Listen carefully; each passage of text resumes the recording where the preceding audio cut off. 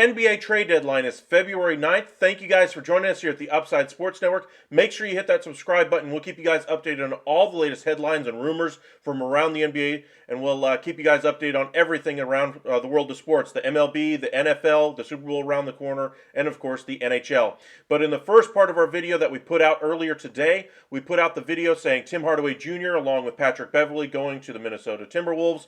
We had Dorian Finney-Smith going to the Lakers, and of course to the Dallas Mavericks we had D'Angelo Russell, first-round pick from the Lakers, and a second from the Lakers. Now this is kind of part two of that kind of the trade cycle. If you're the Dallas Mavericks, what your trade deadline season, if best case scenario, what could happen for you guys? Now, of course, you're really hoping Luka Doncic is back and healthy, and it sounds like he will be within the next couple of days. You also have to worry about the health of Christian Wood, broken thumb and all, and then you have to worry about the extension possibilities for Christian Wood. He's eligible for a 4-year, $77 million contract extension at the moment. And then, of course, if he waits until the offseason, he could be in line for a significantly higher pay raise. The Dallas Mavericks are willing to give him 2 years, $36 million at the moment, but I imagine that will change the closer they get to the offseason. So the second part of our trade here, let's go ahead and pull it up for you guys. In case you guys are unfamiliar with it, this is fanspo.com. This is where you guys can post your trades, see what the community has to say. Let us know in the comment section. Post your trades here on our YouTube page, and we'll see if we can let you know what we think, what you guys think of our trade, etc.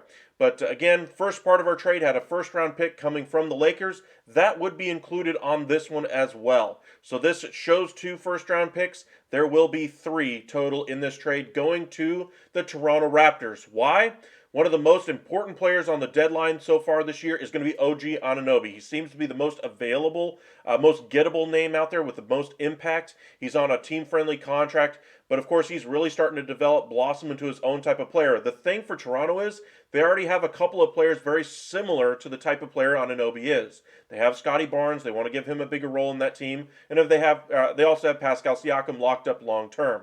The guy that they can move is, of course, OG Anunoby. He's on a $17.3 million contract this year, but he has 2 more years of control after this.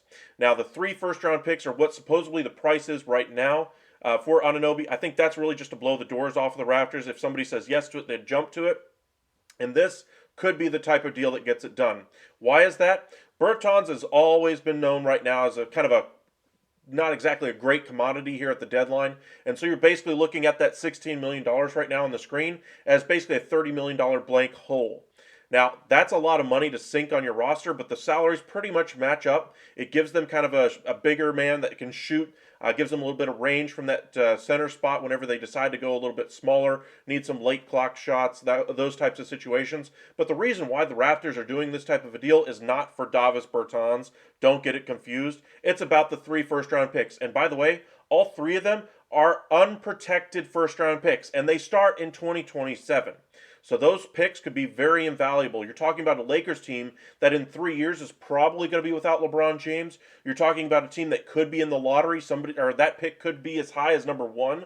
The Mavericks very well could be at the crossroads where Luka Doncic is not exactly pushing the team to the postseason every year and by himself, and he's trying to find somebody else to kind of give him a second star and just says enough with it. I don't think that'll happen.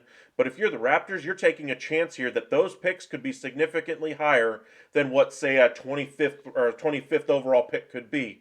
But that's kind of the risk you run with this type of a trade, having those picks pushed out instead of them being this year or next year or the year after that. Those picks being further out means those picks are a little bit more valuable because you really don't know just how valuable those picks are until you get there. That's why 2 2027 first-round picks completely unprotected, as well as a 2029 first-round pick unprotected. This would be the move for the Dallas Mavericks to push their chips to the center. This is all of their trade assets, essentially. They didn't include Jaden Hardy in this type of a deal. They didn't include Josh Green because they need some type of a bench. But this would be pretty much all of the trade chips right now for Dallas. Do I think they have the trade chips to go out there and get a Bradley Beal or a Damian Lillard? No, I don't think they do. That's why I think a trade like this, taking a chance on a guy like OG Anunoby, much like they did with Kristaps Porzingis, we saw how that worked out. Gave him a nice player in Dinwiddie, but of course the other part of that is Bertans.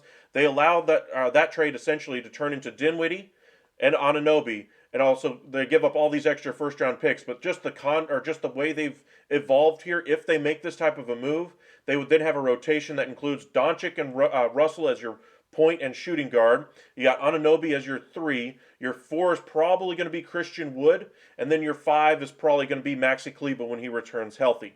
Your bench is a little bit thinner because you don't have Tim Hardaway Jr. anymore. You're going to be relying on Reggie Bullock off the bench. You're going to be relying on Josh Green. They're going to need some shooting off the bench, and they're probably going to have to rely on Hardy at some point. There could be an argument that they could make another trade after this to try to shore up that bench. If they're unable to get a contract agreed to with Christian Wood, I think there's a chance they could trade him because they don't want to lose him for nothing like they did with Jalen Brunson last year. So maybe a 3-team trade in the works that could send Wood to any number of teams that need front court offense. Say like the LA Lakers if Anthony Davis continues to get hurt, or the Portland Trail Blazers since they seem to be willing to move on from Nurkic. There's a number of teams out there that are looking for front court help. So somebody who could take on that deal, send out a pick somewhere, and then they could get some bench pieces back and that type of a deal. But they're going to have to figure out something long term. This here would give them a nice core, even without any other moves though. If you're a Dallas Mavericks fan, this gives you Doncic as your big star, your playmaker. You get D'Angelo Russell as kind of your co-star, if you will, somebody who's starting to come into a little bit more consistent play over the last couple of months, but he's always been an inconsistent player. We saw that at the beginning of the year. That's been the gripe that Timberwolves have had with him, is that he's inconsistent, and so that's kind of been their issue with him. For Anunoby, he's a player kind of starting to come into his own. He's up to, I believe, 17 points per game right now. He's kind of a two-way player, Swiss Army knife defensively, can guard 3 different positions. He would fill in that hole left by Dorian Finney-Smith if he's included in that first deal that brought you back a first-round pick to make this type of deal happen. But that would be a great trade, I believe, for the Dallas Mavericks because it gets them 2 impact players. While it does give away a lot of their trade assets for the future, pretty much leaves them devoid of almost all future trade assets outside of Christian Wood, unless they decide to move him on somewhere else to get other assets. But this would be the push to the center for the Mavericks to say, all right, Doncic, we're giving you everything we can. Let's do it. Let's go ahead in a weaker Western Conference this year. Let's make a run, get into the top 3, and see if we can make some noise in the playoffs once again, and see if we can push all the way to the finals. But this defense has been an issue for the Dallas Mavericks. Bringing in Anunoby would be a great piece to kind of help solve those issues. Bringing back Maxi Kleber once he is healthy should help those issues as well. Gives them a nice rim protector. Let us know in the comment section what you guys think of the trade overall. For me, this is 3 future first-round picks completely unprotected for Anunoby. That trade right there would be worth it by itself for Toronto. Of course, you have to take back some salary to make it happen. And right here, just look at the salary here. It says 16 times 3.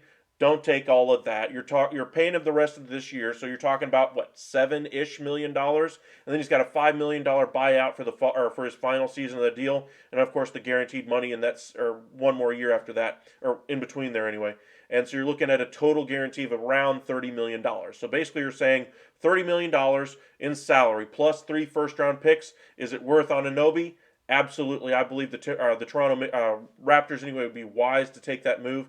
Now, I do believe that there are going to be some competition for him. Could the other picks be, high quality picks as well? Sure. But I don't think they're going to be completely unprotected from any team that's interested in bringing in Anunoby. I think they're going to want some protections, whether it be top 3, top 5, or even lottery protected.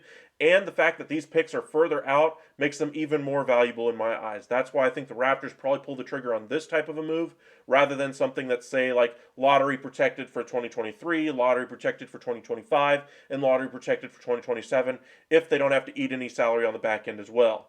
But should be a very interesting trade deadline. This is just one path that the Mavericks could go. Remember to check out our previous video that showed the 3-team trade between the Lakers, the Timberwolves, and the Mavericks, and then kind of the follow-up trade here with the Raptors and the Mavericks. But again, Anunoby, one of the most sought-after trade targets here at the trade deadline season. Let us know in the comment section where you think he's going to go. Let us know what you think of the trade. Do you think 3 first-round picks unprotected is worth it for the Dallas Mavericks to bring in a guy like Anunoby? Or do you think the Raptors should, hold out and just say, hey, we'll stick with our big wings and hopefully, there'll be enough, time on the court for all 3 to work together and see if we can get a contract extension done for Fred VanVleet. See if Gary Trent Jr. can kind of keep going on the trajectory that he had last year, that he's starting to round into form a little bit as we come down the stretch of the season here. But let us know what you think of the trade overall. And thank you guys for joining the Upside. Make sure you hit that subscribe button here on YouTube. Follow us on Twitter at UpsideSN. Check out our Facebook page, Upside Sports Network. And we'll see you guys next time.